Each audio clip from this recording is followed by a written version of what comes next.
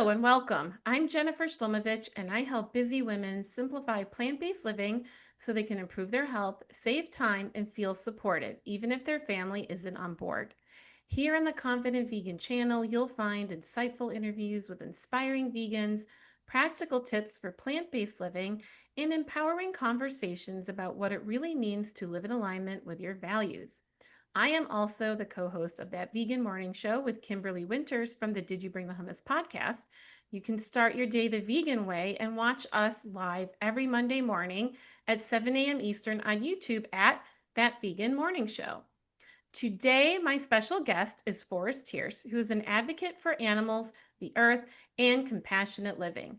A dedicated vegan for 17 years, he draws from 2 decades of Buddhist practice across multiple traditions with a deep commitment to the heart of Buddhist teachings, especially the Five Precepts, as guiding principles for compassionate and ethical living.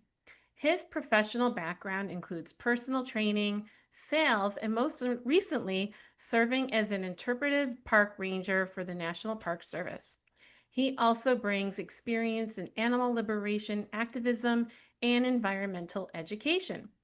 Forrest currently serves as the U.S. Project Director for Dharma Voices for the Animals, where he works to raise awareness of the connection between the ecological crisis caused by animal agriculture and Buddhist ethics, helping individuals and communities align their food choices with sustainability and compassion for all beings. Welcome, Forrest. Thank you so much, Jennifer, for having me. Thank you so much. Yeah, thank you for joining me. We were going to record this sooner, and then we had a delay. And I see you're now settled into your new van. Yes, very exciting. My wife and I are full-time van lifers for 5 years, and we just sold our baby that we built our first van, and we're in our new van now. So our new van is named Vega, after Love the it. bright star in the summer sky. And for anyone that has any vegan that hasn't watched the movie Contact recently with Jodie Foster, watch Contact with the subtitles on, and you will crack up. So I can tell you more of Really? that story if we have time, or I could just leave it at that. Well, I guess we can leave it at that for now. I saw that movie when it came out in the theater, which was Yes. a long time ago. And then I saw it again a couple times, maybe like, over the years since. It's a great movie, but I never watched it with Okay, subtitles. I got to tell the story. So the message in the movie comes from the star Vega. So Right. they're interviewing all the scientists to see who's going to communicate with the people from Vega, who they are calling in the movies vegans, Vegans. And they keep saying in the movie, what are you going to do if you get to meet the vegans, and it's spelled vegans? And we're like, now it makes sense. We're on the wrong planet. We were supposed to be at Vega, but we're on Earth. That's why the Earthlings are so crazy to us. So anyway, for vegans, we've shared that with our vegan friends, and they've all got cracked up. But we'd seen the movie without subtitles and never caught that they were saying vegans as we say vegan, they was spelling it. So anyway, that was the perfect name for our van, Vega. So I'm so glad you shared that story. Because that's really, I think vegans do need their own planet, right? yes, there's actually a support group called wrongplanet.org for neurodivergent people. And I think, I feel like I'm on the wrong planet many times. Most days I feel like, what is happening? How is this? I love this planet so dearly, but what we do to this planet is just, how can people? I'm in Oregon right now, and to see the clear cut of the trees, it's like the beautiful hillsides, and then they just scrape the trees down to the dirt. There's just a mud. There's nothing left. It's just Hmm. what humans do is just crazy. But anyway, Well, that's why you need us vegan vegans here to help the planet. We have an important boom, mission we got here. to come together. We got to come together. So, Forrest, the first question I asked my guests are, what is your vegan story? Okay, so, well, I just want to first say I'm here on behalf of Dharma Voices for Animals. I'm going to get into my vegan story, but I want to make sure that everyone knows I'm here as part of an organization that does wonderful work globally. Sri Lanka, Vietnam, and Thailand. Also here in the United States, we work worldwide as a Buddhist organization to advocate for animals. And I'm the U.S. project director. I'm working on raising awareness in Buddhist communities in the United States, trying to get Buddhist centers on board with switching to plant-based menus at their retreat centers. And DVA, Dharma Voices for Animals, does great work overseas, working in the fighting dog meat trade and animal bills in different countries. So I'm here representing DVA today. I'm going to share my story and everything else, but I just want to let everyone know I work for a great organization. I'm super grateful as a vegan that I get to work with like-minded people. And I definitely want to ask, for support. We're a nonprofit, and we're working hard to make a difference. And if anyone is interested in looking for an organization, we've received accolades from different nonprofit credential organizations, and also received donations. So anyway, I wanted to share that just so I could let everyone know why I'm here, because the DVA, we have a guy there that does podcasts. He put feelers out and he got me on the show. I wouldn't have been here without him. So I'm really grateful to that. And I'll answer your question, how I became vegan. Well, oh my gosh, this is one of those long-winded stories that I'll keep concise. I say that. I grew up in Texas. That's why I like to tell long stories, I think. But I grew up eating barbecue and duck hunting and fishing, completely, conditioned, culturally conditioned by the area I grew up in. But I had a vegan heart as a kid, and I did not want to eat cows. But they made fun of me, whatever. I ended up eating cows. Um, I duck hunting, all of that stuff, and then I don't know. I was living in Los Angeles, and I had a triangulation of a spiritual teacher, an animal activist, and my dog. All three of these things kind of converged on me at once, and I just had like a completely I'm going vegan moment while in meditation one day Mm. at Agape in Culver City. Reverend Michael Bernard Beckwith, who is vegan, was leading a meditation, and I had just eaten a can of tuna, and it felt like there was a fish in my stomach fighting on a hook. I mean, it was really a very intense experience, and I was crying.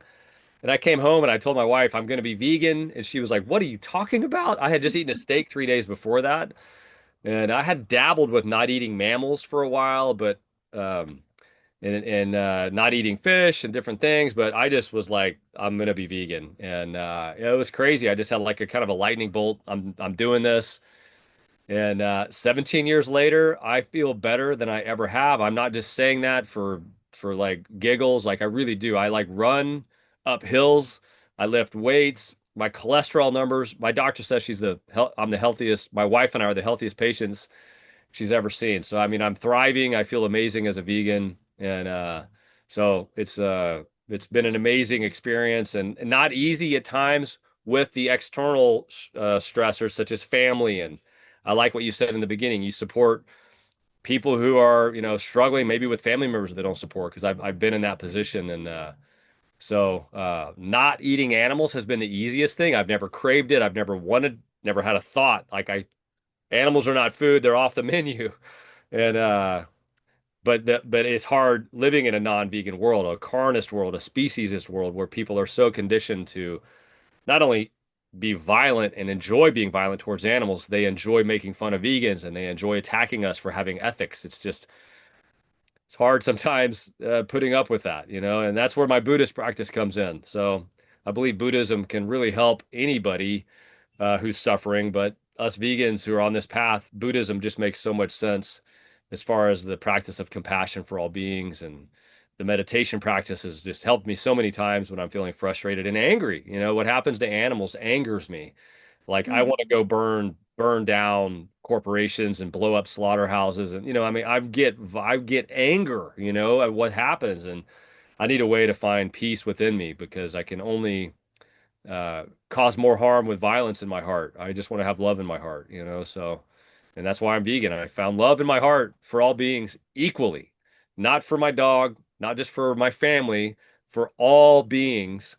I found love for all beings. What a gift. What a beautiful feeling, so Yeah, absolutely. And I agree with you. I think the hardest part about being vegan wasn't the food, it was how people reacted. yes. And it took me 2 years to transition to being a vegan. And the big thing that held me back was, oh my God, my family's not going to want to be vegan. How are people going to judge me for Yep. going vegan? And I'm a recovering people pleaser. I don't people please in other areas of my life, but I realized, oh, this is an area where I need to work on this, right? We're always evolving and growing, and it's, I always tell people building confidence is like building a muscle, right? Yes. You just got to keep working at it and you get better at it. Yep. And finally, I cut out dairy. I did an experiment, and I realized how much better I felt after not eating dairy. And that led me to discovering vegan recipes and forks over knives and whole food plant-based and wanting to eat healthier. And so it started for the health, but then watching the documentaries, we have that cognitive dissonance where Mhm. we know where the meat comes from, but we don't really think about it. And then when I really saw, it just, there was something in my soul and my heart that wanted to be vegan. And I could only ignore it for so long until it felt like my soul was Yes. screaming at me to Yeah. just. Oh, absolutely. And what happened was I finally decided to I like to do experiments. So I tried going dairy free for 30 days and saw the benefits of that. So I decided, you know what? I'm going to try being actually vegan. And I made it real by going on Facebook and declaring it, right? That makes everything real. Yes, there you go. And it was like 2 weeks before Thanksgiving, which is a big meat-laden holiday Oh my here in the gosh, US. definitely, yes. And we were going to a friend's house. So I made a lentil loaf and I made these like chocolate fudge cookies using beans. They were like gluten-free and they tasted like chocolate fudge instead of beans. That's And I amazing. brought my weird food over to my friend's Thanksgiving, and people were curious. They tried my stuff. They were actually impressed with it. There were some comments, some people made, but I survived. Yes, yes. I realized I survived. And then I was vegan for like 2 months, and then I was having some health stuff, and the doctor told me to go back on fish. So I did for like a couple months, and then I just couldn't, like, I just got an aversion to it. Like, I just couldn't even put it in my mouth anymore. So, like, after being 2 months on fish, like, I figured out how to do the omegas with that, with plant stuff. And, So easy. and then here I am. So I've been vegan since I remember the date, April 29th, 2017. That's my vegan anniversary. And All right, your vegan anniversary. my vegan anniversary, exactly. And my journey of that is what made me create the Confident Vegan, because, right, people, it can feel very lonely when you're different from everyone else around you, especially during the holidays and family gatherings. And I figured out a way to embrace it and make it work. And that's why I created this platform to share other people's stories and journeys and supportive resources to help people wherever they are in their journey. And so, yeah, I'm so happy to have you here to talk about that. And I've learned a little bit about Buddhism. I've gone to a place in Brooklyn several years ago, the Brooklyn Zen Center. It's really nice there. I've gone there a couple times for meditations. And there's a lot of great, even if someone doesn't want to be Buddhist, there's just a lot of great wisdom Absolutely. that can really help people just live a much fuller and more authentic and more grounded life. Absolutely. Yes, absolutely. So yeah, and as you mentioned before, and thank you again for sharing your vegan story. And before we dive into Dharma Voices for the Animals in your work for the organization, can you share a little bit on what inspired you to do the work that you're doing now?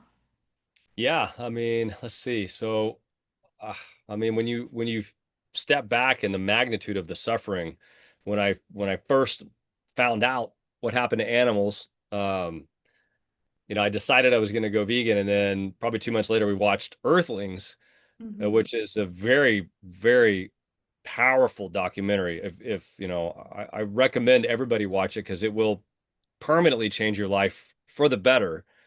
Because until you see it with your own eyes, you won't believe it. And I had to see it. I was vegan, and I thought I knew, and I watched it, and I didn't know.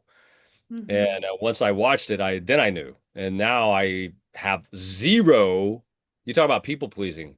Once you have a conviction that what you're doing is right, there is zero people pleasing anywhere, because I'm convinced that what I'm doing is right because I've seen what happens to animals. So there is a power in witnessing the trauma that animals go through. It's traumatizing to watch it, but it permanently changed, my feelings and made me want to do more. So, I first was like, how can I help the animals? And for a long time, I didn't know what to do. I was just trying to change people, turn people vegan wherever I went. And, often that just pushes people away. So then I started to slow down and slow my roll and hold the vegan card a little closer. I was a personal trainer for 14 years of my vegan life. And I basically just started to not talk about it at first. I would let my fitness show, let my physique, whatever, I would just kind of like be a healthy person and represent and shine a bright light and be happy. And people would say, "Hey, what do you do for workouts? What do you eat?" And then that was, they're asking me. Now it's the perfect opportunity. And that's when I was able to actually, have better conversations with people and educate, and I believe if I'm going to be trying to talk about this, I need to be educated on the environmental issue. I need to be educated on the health issue, and I need to be educated on the ethical, because there's three things to being vegan. And when I'm fully educated on all those things, I can have a logical conversation with anyone who wants to have a logical conversation. And as I've seen the activists do, there's no logical argument against veganism. There are irrational, illogical arguments against veganism that are not based in reality, that are based in Mhm. feelings and whatever, but there's no logical argument against veganism. It cannot lose when it comes to logic. Um, so I wanted to do more, and I found Anonymous for the Voiceless. They do street activism, and my wife and I became chapter organizers in Marin County, just north of San Francisco. And we were really loving doing that. And then the pandemic shut down all the street. We were doing them at farmers markets. So and then I spent the last 5 years working for the National Park Service as a seasonal worker. Was a park ranger for the last couple of years, giving talks at the Point Bonita Lighthouse in the Bay Area in San Francisco. People would come down to the lighthouse expecting to only hear about shipwrecks and whatever. I would tell them the whole story of the ecological catastrophe that happened in the 1800s, and now what are we doing now? And I would end it with the United Nations recommendation that we all go plant-based. And they were like, "What am I hearing from this park ranger?" I'm like, people were like high-fiving me or walking off angry. It was a very, very polarizing conversation, because people don't want to hear about plant-based a lot of times, but I kind of was ready to move on, and I had been going to the meditation group for Dharma Voices for Animals. That we have a monthly meditation sangha for animal activists. All vegans are welcome. All non-vegans are welcome. You don't have to be Buddhist to go. It's a great support group for anyone who just needs to be with like-minded people. We had, I think, 40 or so people there last month, and we did a guided meditation with the president of DVA is a Buddhist monk, so he does a meditation, and it's a great way for support. So anyway, I found DVA through the meditation group, and they saw one of my I explained to them one of my talks that I would give at the lighthouse, and they said, "Hey, it'd be great to work with you. Could we need to talk?" And then one thing led to another, and I got a job with them. So and it's great because I've been studying Buddhism for over 20 years, and to work with vegan Buddhists, like we get on our Zoom calls and there's like 7 people on there sometimes, and 5 to 7, or even if it's just one, I'm like, thank you for being vegan. Thank you, Jennifer, for being vegan. Anyone watching this, thank you for being vegan. But it's great to be around vegans, and I get to, my job is to outreach to Dharma centers and meditation centers and try to help people get on board with sustainable and ethical food choices in the Buddhist community. And because of so much cultural conditioning we have here in the States, it's pretty uncommon to find vegan Buddhist centers. It's more common that there's maybe some vegetarian options, but carnism is just a very, very powerful ideology that permeates our culture to the deepest cores. And you can sit and meditate on compassion for all beings in a group full of people, and then they'll get up and go eat barbecue. It's like, wow, man, I'm not sure how this disconnect is happening. When I first heard about Buddhism, I was like, oh, I can't do that because I'm not vegan, and then, or I didn't even know what vegan was at that time. Just I eat animals. And then, I didn't know that so many people are just ignoring that kind of important part more than kind of, but one of the foundational teachings is nonviolence and no killing in Buddhism. So, um, So yeah, that's a little bit how I ended up working with Dharma Voices for Animals. Thank you for sharing that. I think it's kind of like what I mentioned before, right? The cognitive dissonance, right? People don't think about that, but then like what you said, you saw the documentary Earthlings, which I haven't been able to get myself to watch, but I've heard it just, shakes you to the core. And when you walk to the grocery store, you don't see all of that. You just see everything packaged. Now when I walk in the grocery store, I see beings that are in packages, not just some food product. And I think, it's that cognitive dissonance that we have in society that is the big challenge. And people are so attached to that they don't want to give that up.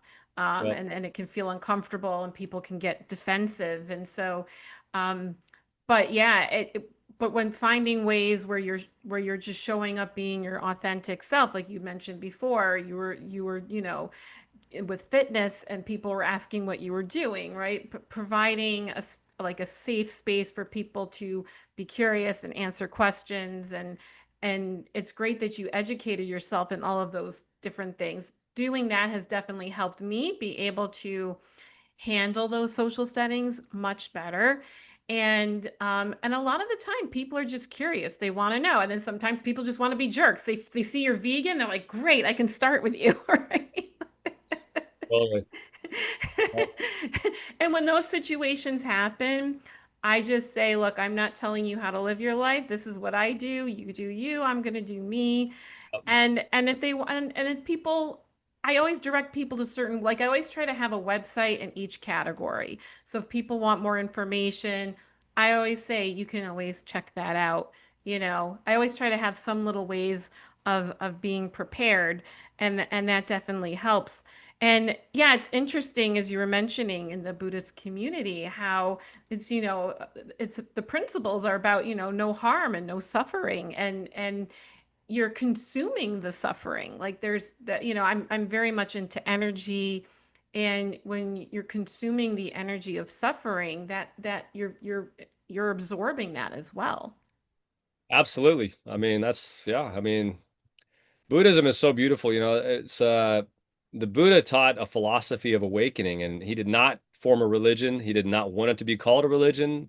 He did not say, he said, I'm only a man. I'm not giving you answers about eternity. I'm not giving you answers to these questions that have nothing to do with your suffering.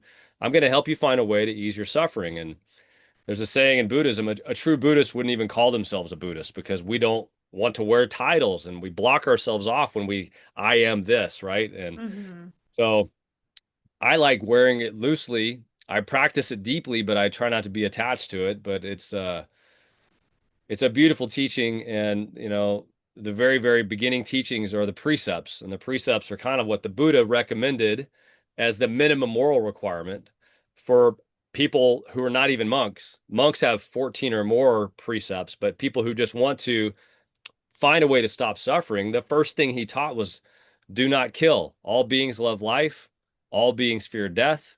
Therefore, one should not slay, nor cause to slay. How Mm. that could be misinterpreted in any possible way, I'm not sure, but people say I didn't kill the animal, I just bought it at the store. That is causing to slay. If I buy a product, we live in a supply and demand economy. We vote with our dollars. If I go buy a steak, I'm voting for animals to be slaughtered.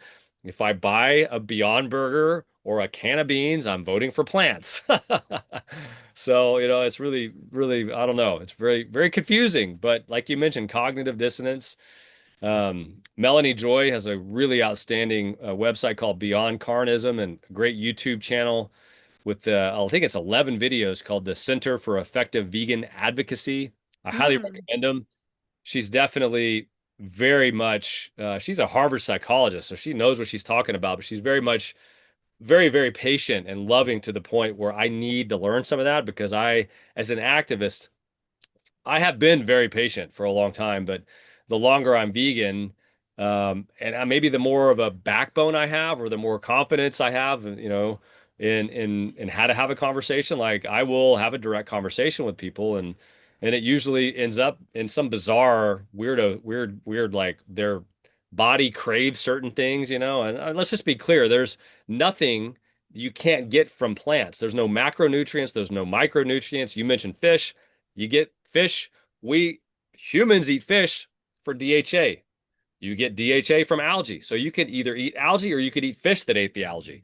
I eat Exactly. DHA from algae oil that grows in a what am I trying to say?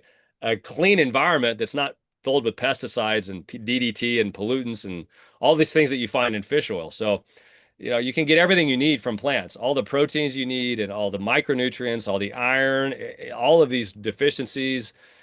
I've been vegan long enough to have friends that became vegan and then I swear this happens, they create a craving in their mind and they say, my body craved this. And there's a lot of science about cravings. And there's one thing that like when women are pregnant, they crave chocolate. And there's nothing tying a deficiency in the body to the brain. That is Hmm. completely just a myth, basically, that my body is craving a steak. My taste buds are craving a steak. My mind is creating that, but there's nothing in my body that can signal an iron deficiency in my taste buds. But people will believe that and convince themselves of that, and they'll go back to eating animals. We live in a world full of propaganda that tells us it's okay, and people telling you should. So that's where people can fall off the vegan thing. And at that point, I say, hey, they were plant-based. Hmm. If you're vegan, you've made an ethical commitment. Animals are not food. You can no longer be non-vegan. You were just maybe into an extreme diet. I mean, there's one of these famous guys. He was a parkour athlete, became a hardcore vegan, very outspoken, and then decided to start drinking his urine, decided to just sun gaze. He became a breatharian and I've developed. never heard about any of this. Now, breatharians are people who believe you can survive off of sunlight, and maybe they're Hmm. aliens from that. Maybe they're from a planet where that's possible, but most humans can't. And developed deficiencies and made a big YouTube post after he had all of these followers that the vegan diet didn't work for me.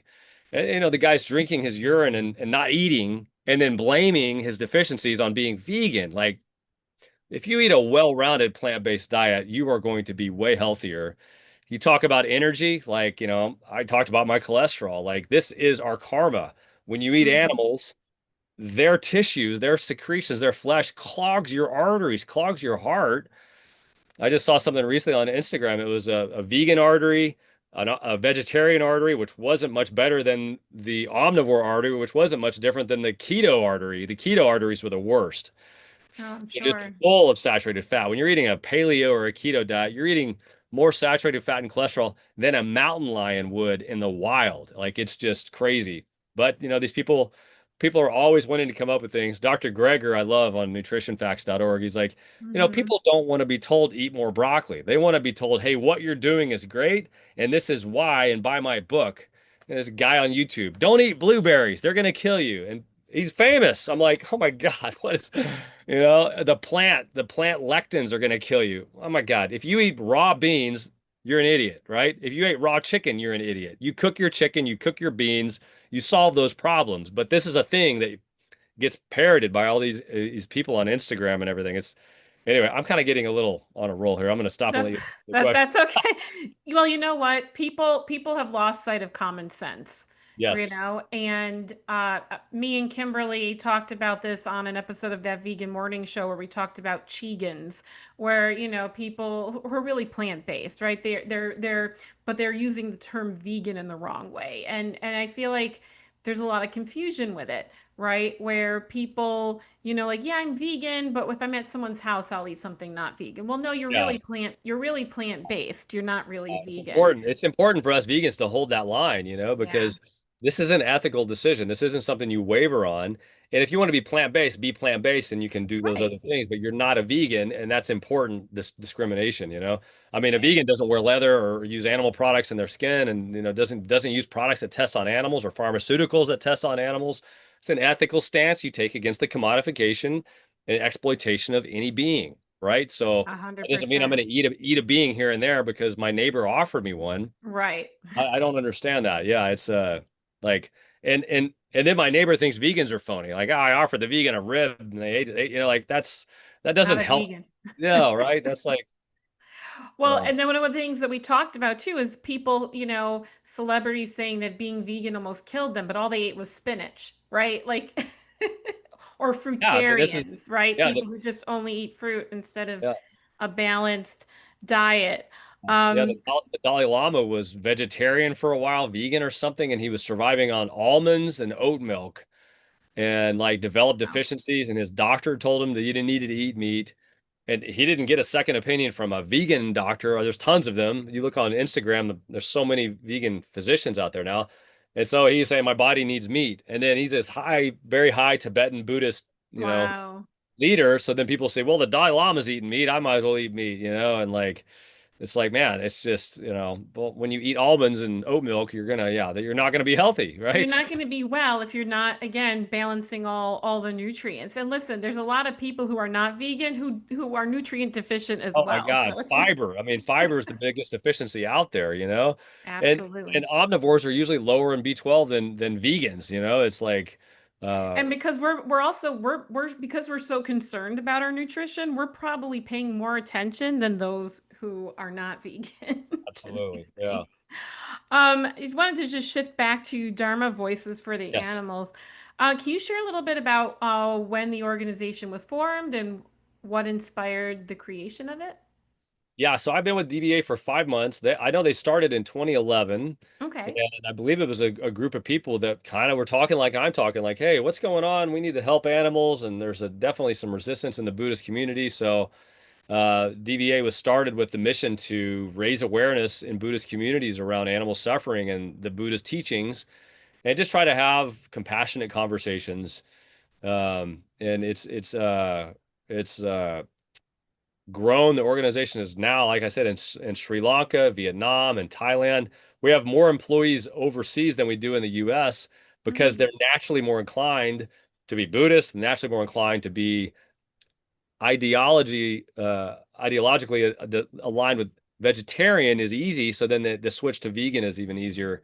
Whereas here in the States, like we have that kind of like that old cowboy, Western tough guy mentality, and that's very much prevalent, and the cultural conditioning is very much prevalent even within Buddhist communities here, because that's what we were raised in.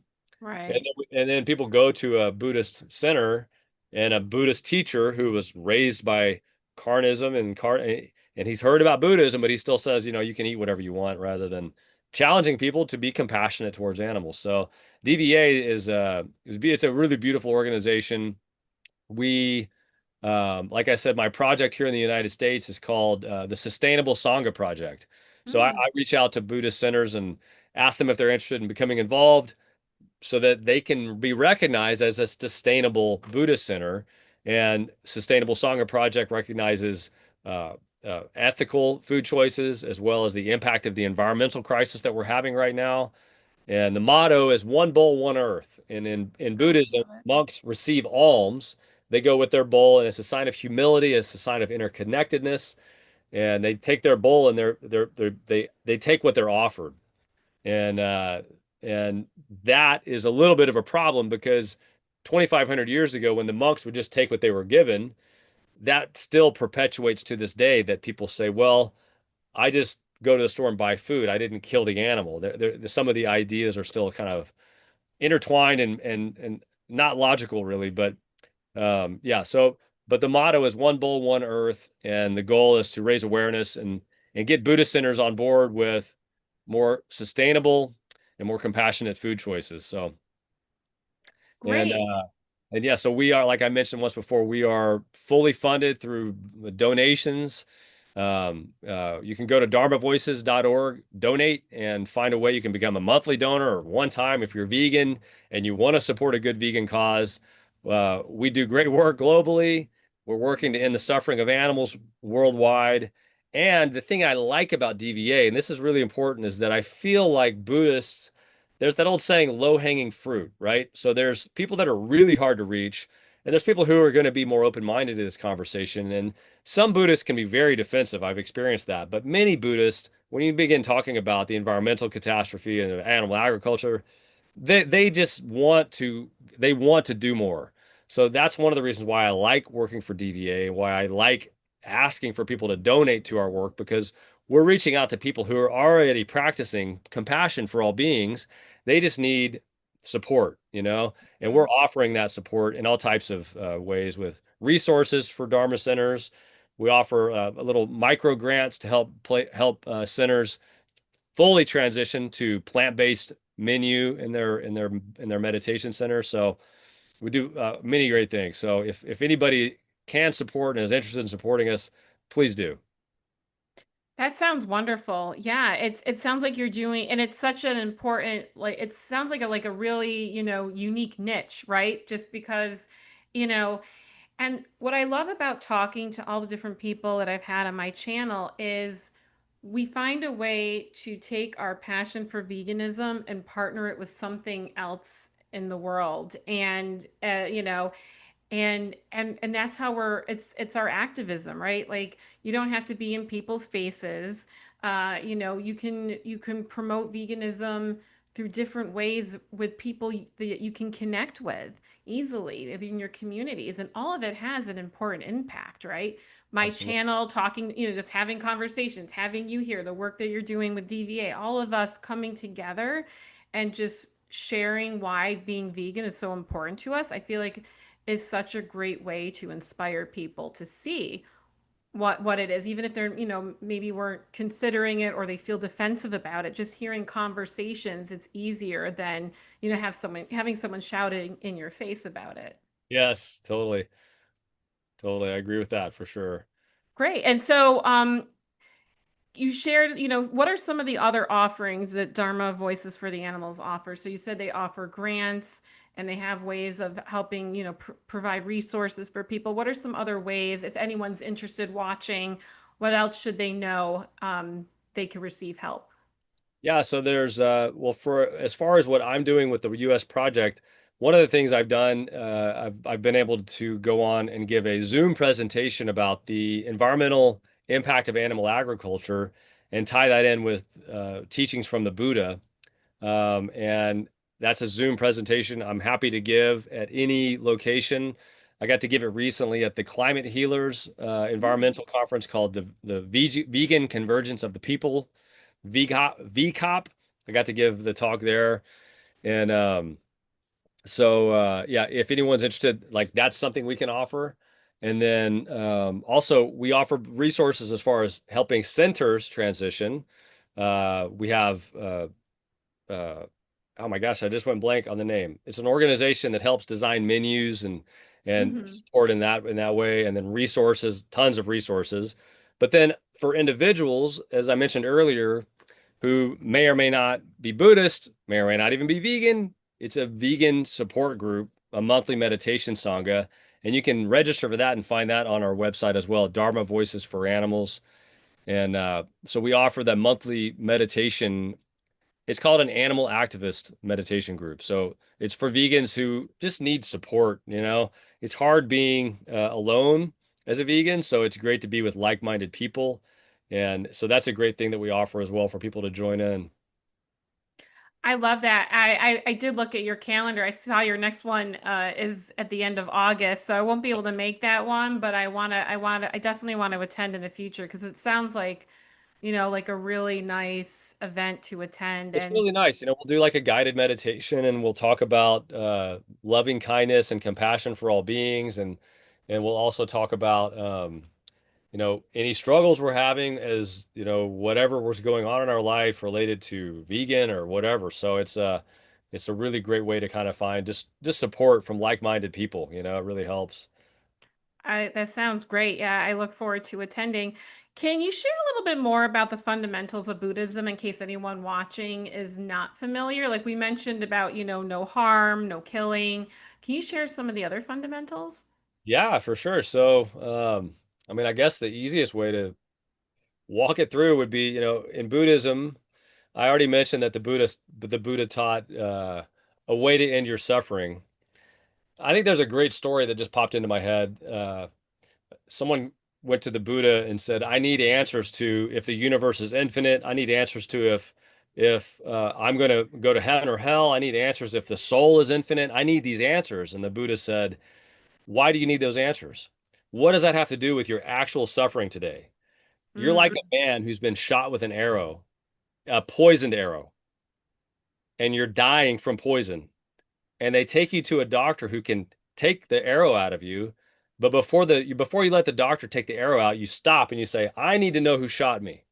I need to know where this man lived. I need to know which clan he belonged to. I need to know if he was tall or short, what his last name was. Do not remove this arrow until I have this information.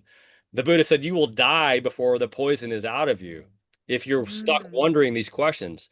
So the Buddha taught a very simple path, and it's the five precepts, which are no killing, no stealing, no sexual misconduct, no lying, and no intoxicants.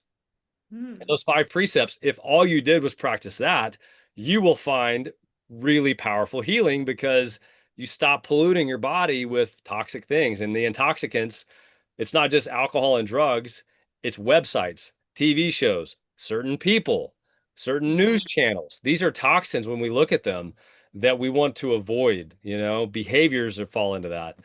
And then the Buddha taught the Four Noble Truths of suffering, the causes of suffering, the end of suffering, and the path. And then the path is the Noble Eightfold Path. And there's eight foundations that build upon each other and they kind of cycle through. But when you follow this path, it's the path that ends your suffering. And there's a Mhm. lot of depth in each of these little things. But I'll briefly mention what the path is. And if anyone is interested, that watches this, there's great books out there on the Noble Eightfold Path. These are 8 ways to end suffering. And it's to have right view, right intention, right speech, right action, right livelihood, which we're doing here, right effort, right mindfulness, and right concentration. So that's a lot to throw out there in a short period, but each of those has a very powerful teaching on what to do, on how to live. When the Buddha says right, it's more like correct. Right Mhm. livelihood involves not selling weapons, not selling alcohol, not harming animals, not working as a butcher. So the Buddha gave very clear lines of what to do and what not to do if you want to find peace, right? These are ways to end your Yeah. suffering. And right speech is a great thing. In this world where people just lie and slander, and the Buddha taught you don't speak about someone unless they're present with you. And you don't say anything that does not build harmony.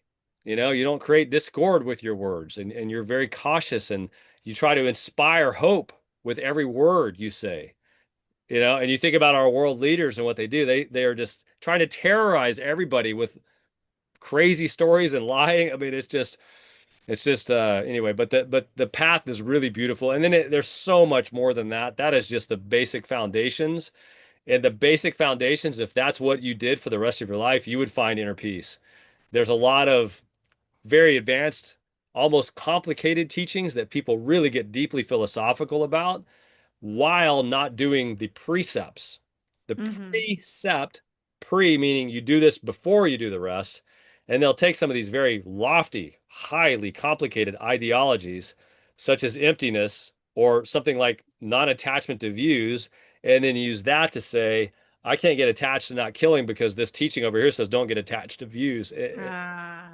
It's very like crazy mental gymnastics. I kind of made a joke about Buddhist mental gymnastics, how you use advanced Buddhism to negate the foundational teachings. And it's very, very common. But the Buddhist teachings are so beautiful and they're so powerful for anybody. You could just, I mean, there's so much out there on YouTube and you could Google a metta meditation. It's a really nice meditation where you learn how to practice being loving kindness to all beings. Um, and I practice that daily. And they've done studies on people that practice metta meditation, and they found that it literally rewires their brain.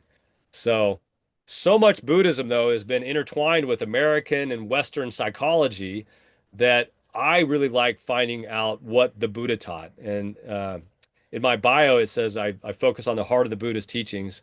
If anyone's ever heard of Thich Nhat Hanh, he's a famous I Vietnamese. love his I love his teachings. I've read part of one of his books and He has a lot of books I've with seen beautiful. videos of him. Yeah. Yeah, he has a great book called The Heart of the Buddhist Teachings, and it's not an easy read because there's a lot to it, but it is a Mhm. powerful, life-changing read because it goes over the foundation, all of the teachings we know the Buddha said while he was here.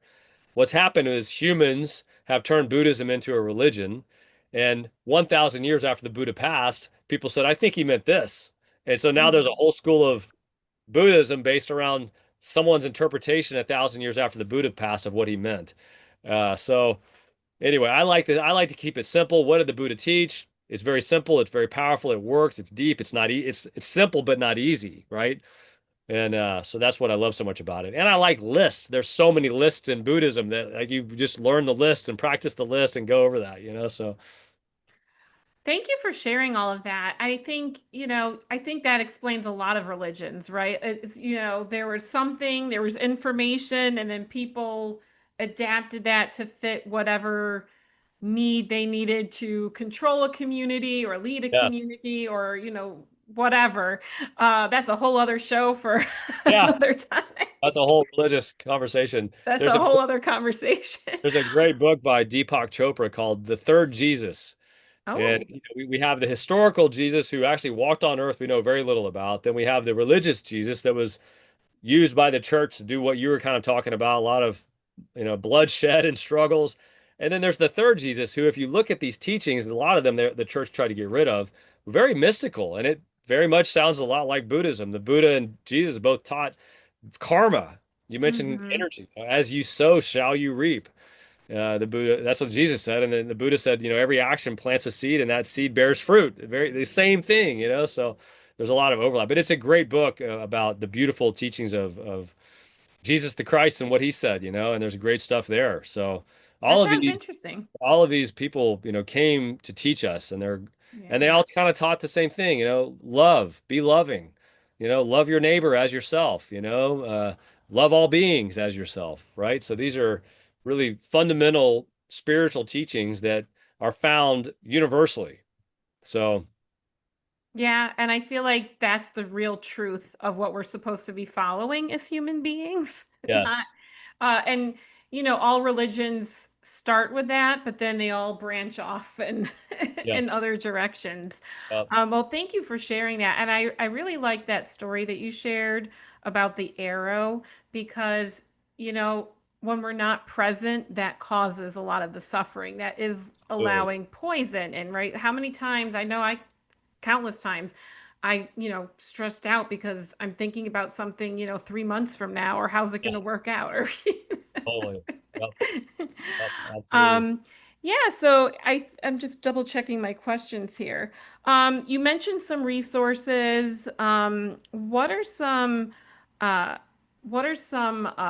resources, if anyone's watching, would be a great place for them to start?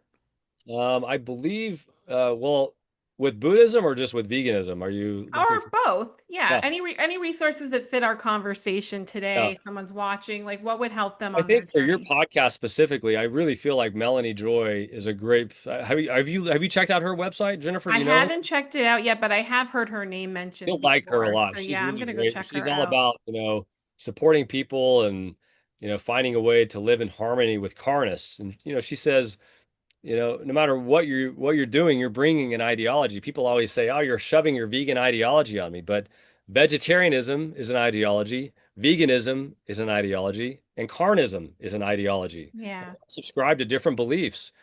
And she talks about how carnism, when there's a vegan and a non-vegan, there's always a third thing there, and it's carnism. And it creates triangulation and it creates distortion and it creates confusion to where the vegan says, "Hey, is there any cheese on the salad?"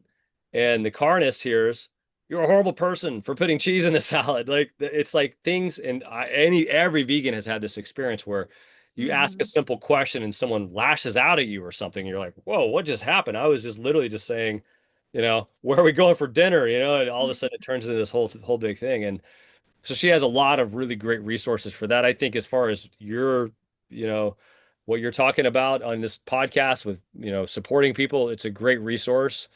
And I really do believe that Buddhism is a valuable resource for this planet. Like we live, these are very dark times. What's Yeah. happening in the on the to the environment is just incredible. Like when I give my talk, what's happening to the ocean and the forest and the animals is unprecedented. We have never seen anything like this in the history of this planet. The plastic in the ocean, the deforestation, None of this has ever happened before. We've never Mhm. slaughtered 90 billion animals a year in the history of this earth. It is insane what is happening right now. And I truly believe that finding Buddhism for me has been so powerful because it gives me the ability to sit and watch the storm and not get swept away with the storm. Not Yeah. always, but it does, and it allows me to find peace and quiet in a very crazy and confusing world. And I think we're getting close to being done. I wanted to share, there's a great story Yeah, one of yeah, my sure. one of my first meditation teachers told me. He said that he was from Boston. He said, Forrest, the Earth is the nut house for all the other galaxies in the cosmos. They said all the crazy people here to the psych ward, all the most violent people come to Earth, which is the psych ward. And if you come here and you do your work and you grow and you become more loving, you go home to a happier place. And that just kind of makes sense to me, like that really. He's like, hey, if you don't believe me, turn on the news and tell me I'm wrong. Like you turn Yeah. on the news right now, there's wars happening everywhere. I mean, 2025, as a child, I thought by the time I was in my 50s, I'd be looking, 17 years ago, even when I first became vegan, I thought by now there would be a peaceful world we're living in. And oh man, it's some days you look at the news and you're just terrified. But It's beyond imagination. yes. I was at the environmental conference a couple weeks ago, and there was a guy that gave a great analogy. He said, the pendulum, we talk about how the pendulum swings back and forth. And through Hmm. the course of time, a couple years ago, you think we were way over here. Maybe people were really embracing all these new ideas, and now we've kind of swung back more to a little more of an extreme on the other side. And he was saying that the pendulum doesn't always go like this. The pendulum can go over here, and then it gets pushed back, and then it does a loop-de-loop. Right when it's at the most extreme, things flip and go this way. Oh, So wow. that was his thing. Like, we've been kind of going like this, and we could flip and make a completely different change. And that's what I hope is happening. I hope that at any moment we're going to be like, oh wow, we have to stop cutting down the trees and stop dumping plastic in the oceans and everything. So And you know what? That's why we got to do the work that we're doing. The news gets so stressful, and I don't watch it as much as I used to. Like, I do a quick check to see what's going on just to be aware, but it's helped me focus even more so on the work that I'm doing, yeah, because it gets so stressful when you think about the things you can't control. So then it's like, well, what are the good what's in my control? How can I have an impact, right? yep, And the work that we're doing has an impact, and one person can have a big impact because there's a ripple effect, right? Every time you connect with a human being and you inspire them for positive change, the people that are in their lives and it's going to have a domino effect. And so that's what's keeping me sane yes, absolutely. during these times. And yeah, I think it's important to talk about all these things. And, again, thank you again for coming and sharing all of this. Before we wrap up, is there anything else you want anybody watching? Is there anything else you would like them to know?